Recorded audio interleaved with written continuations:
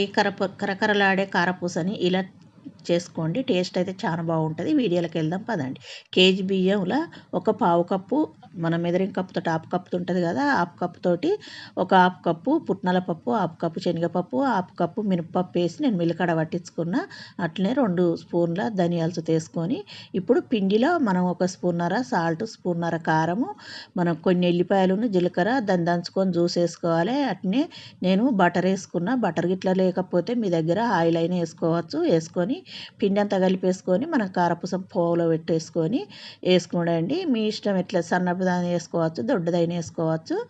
ఎలా వేసుకున్నా టేస్ట్ అయితే చాలా బాగుంటుంది. అన్నీ మనం అట్లా క్లాత్ వినేసేసి మనం డీప్ ఫ్రై చేసుకోవాలి. స్టవ్ అన్నది కొంచెం చిమ్ములో పెట్టి మనం వీటిని ఫ్రై చేసుకుంటే చక్కగా ఫ్రై అవుతాయి. కరకరలాడుతూ టేస్టీగా చాలా బాగుంటాయండి. ఇలా ఒకసారి చేసి చూడండి.